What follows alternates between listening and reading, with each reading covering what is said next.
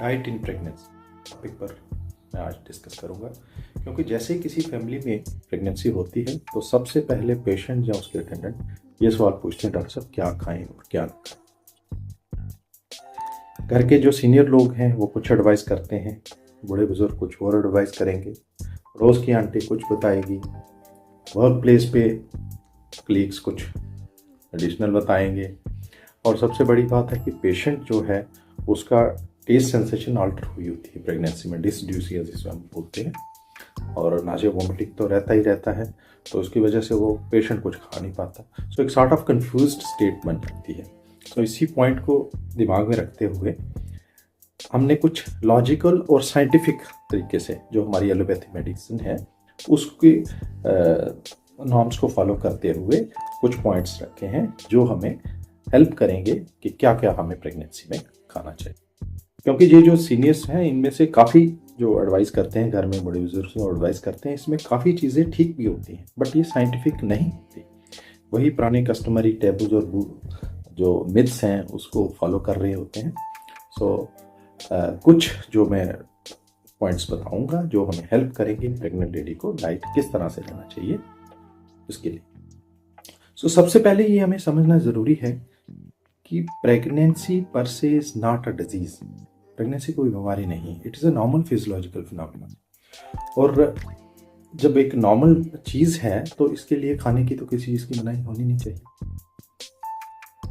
अब इसमें क्या खाएं क्या ना खाएं ये डिपेंड करेगा कि हमारी रिक्वायरमेंट क्या है।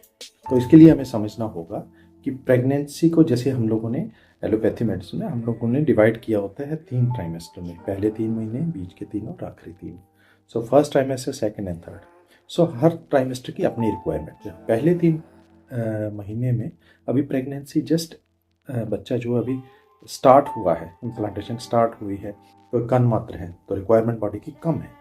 नॉर्मल एवरेज इसकी एडिशनल रिक्वायरमेंट रहती है कोई 115 किलो कैलोरीज के आसपास। सेकेंड ट्राइमेस्टर में बढ़ जाती है 300 किलो कैलोरीज और थर्ड में 400 किलो कैलोरीज। अब ये रिक्वायरमेंट हमने पूरी करनी है एक नॉर्मल वेल नरिश्ड डाइट से।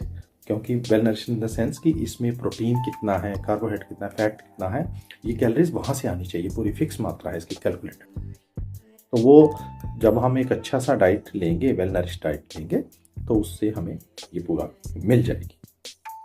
अब एक प्रॉब्लम आती है कि फर्स्ट 3 मंथ्स में प्रेगनेंसी में नाशिया एंड वोमिटिंग जो है वो ज़्यादा रहता है पेशेंट को, क्योंकि बॉडी के अंदर कुछ हार्मोन्स जैसे एससीजी और प्रोजेस्टेरॉन ये होते हैं, इसकी वजह से नाशिया वोमिटिंग रहता है।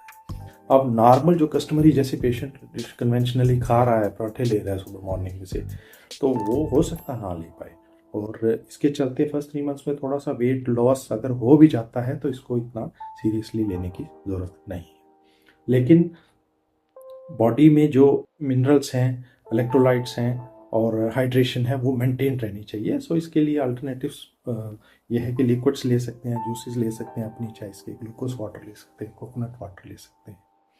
दूसरा ये मैं एडवाइस करूँगा कि स्मॉल फ्रीक्वेंट मील्स जो हम एडवाइस करते हैं कि जैसे नॉर्मल इंसान 3 दफ़ा खाता है तो वो 5 दफ़ा खाए, हर 3 घंटे बाद कुछ ना कुछ ले ले, और पूरी भूख ना अपनी करे, मतलब उसको थोड़ा सा भूख छोड़ के खाए।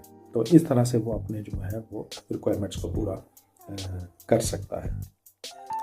अब सेकेंड ट्राइमेस्टर जैसे ही आता है तो रिक्वायरमेंट बॉडी की बढ़ जाती है। अब फर्स्ट ट्राइमेस्टर में थोड़ा सा मैं और बताना चाहूँगा कि जैसे कुछ पोस्टल एडजस्टमेंट भी हेल्प कर जाती हैं, जैसे नाशिया वोमिटिंग को कम करने के लिए। जैसे एकदम से उठना नहीं है, जैसे बैठे हैं जो लेटे हैं तो एकदम से उठना नहीं है, थोड़ा सा ब्रेन को टाइम देना है, हमें 10 सेकंड टाइम देना है, काफ्स को अपने मसाज करना है और झटके से नहीं उठना है। इससे ये होता है कि हमारे ब्रेन का जो वोमिटिंग सेंटर वो स्टिमुलेट नहीं होता और ये उल्टी जो कम तंग करेगी दिल में। तीसरी चीज़ एक एडवाइस करना चाहूँगा कि सुबह के टाइम जैसे लिक्विड्स जो हैं वो स्पेशली जैसे प्लेन वाटर है वो नहीं लेना है, वो थोड़ा सा लेट आवर्स में लेना है। अब सेकंड ट्राइमेस्टर जैसे ही आता है तो उसमें रिक्वायरमेंट हमारी बढ़ जाती है, तो उसमें हमें सप्लीमेंट्स, जैसे ट्रेडिशनली हम सप्लीमेंट्स देते हैं, आयरन, कैल्शियम और प्रोटीन देते हैं। अब क्या क्या चीज़ें रहेंगी प्रोटीन के लिए, आयरन के लिए और कैल्शियम के लिए? पहले डाइट ही हमें करना है, उसके बाद सप्लीमेंट्स हैं। सप्लीमेंट्स तो हो गया कि in addition to the food you are taking. So सबसे पहले आयरन की सोर्सेज जो हैं वो हमें पता होनी चाहिए। नंबर 1 पे मैं बोलूँगा डार्क ग्रीन लीफी वेजिटेबल्स, पालक, कड़म, मेथी, इसको लेना है। नंबर 2 पे जैगरी, गुड़, एक अच्छा सोर्स है आयरन का, अनलेस के पेशेंट डायबिटिक है। तीसरे नंबर पे कुछ दालें हैं, जैसे दालें तो ऐसे सभी में आयरन रहता है, लेकिन कॉमन जो मैं बताना चाहूँगा जैसे किडनी बीन्स हैं, ये राजमा जो हमारे यहाँ पे। दूसरा किडनी बीन्स के साथ हम ले सकते हैं चिक पीस होता है, ब्लैक ग्राम, काले चने, सफ़ेद चने, ये ले सकते हैं। ड्राई फ्रूट्स हैं, ड्राई फ्रूट्स में नंबर 1 पे ड्राई डेट्स, शुआरे जिसको बोलते हैं, रेजिन्स, किशमिश, एप्रिकॉट, खुमानी है। और नॉन वेज जो एक अच्छा सोर्स है आयरन का, लेकिन आज के दौर में जैसे हार्मोन्स की कंटेमिनेशन है और दूसरा जैसे फिश है अगर, तो उसमें वाटर कंटेमिनेशन है, तो इसको मैं एडवाइस नहीं करूँगा। अब नंबर 2 पे जो सप्लीमेंट हम लोग देते हैं वो कैल्शियम है। सो कैल्शियम किन किन चीज़ों में?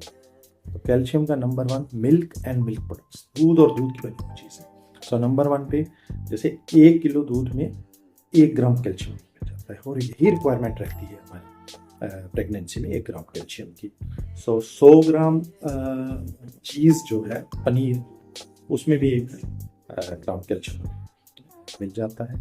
नंबर 2 पे सोयाबीन, सोयाबीन एक बड़ा अच्छा सोर्स है कैल्शियम का। फ्रूट्स में गावा और फिग, ये सोर्स है।